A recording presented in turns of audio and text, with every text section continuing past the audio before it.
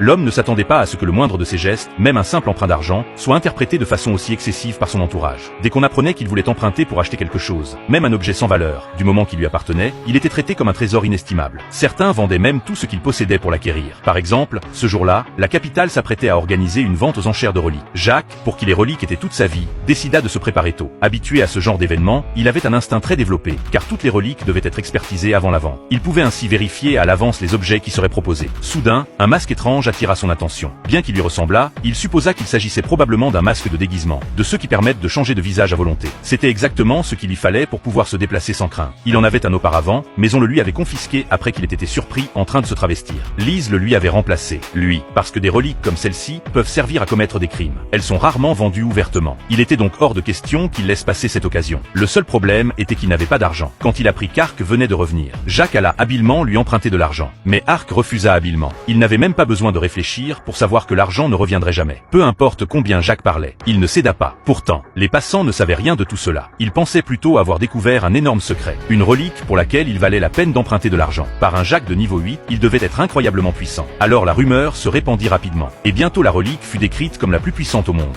le genre capable de tout détruire si elle était utilisée. Mais Jacques lui-même n'en savait rien, et alla plutôt emprunter de l'argent à Sidori, alors qu'il devait déjà 50 et ne les avait pas remboursés. Mais Sidori l'appréciait trop, alors elle paya sans hésiter. Ce à quoi il ne s'attendait pas, c'est que le propriétaire de la relique était Arnold, qui avait je me suis disputé avec Jacques hier. L'atmosphère est devenue instantanément tendue. Jacques a immédiatement renoncé à négocier. Si Arnold la voulait, il pouvait la garder. À cause de ses précédentes mésaventures avec Jacques, Arnold s'est mis à cogiter. Il était persuadé que le masque était extrêmement dangereux. Jacques le savait et voulait le récupérer avant la vente aux enchères. Mais après avoir découvert qu'il en était le propriétaire, il a changé d'avis, pensant qu'il le regretterait amèrement plus tard. Plus il y pensait, plus il était satisfait de son idée. Il a donc annoncé qu'il le vendrait pour 10 millions. Jacques était complètement abasourdi. Il n'arrivait pas à croire que ce soit un tricheur. Arnold était ravi, même s'il ignorait la dangerosité du masque. Au moins, ce ne serait plus son problème. S'y accrocher après avoir été dupé par Jacques aurait été stupide. Il a donc fixé un prix que Jacques ne pourrait pas refuser. Après cette réflexion, Arnold s'est félicité de lui-même. Mais il ne s'attendait pas à ce que les autres chasseurs de la taverne se mettent à surenchérir. Quelqu'un a immédiatement proposé le double du prix. D'autres ont suivi, faisant monter les enchères.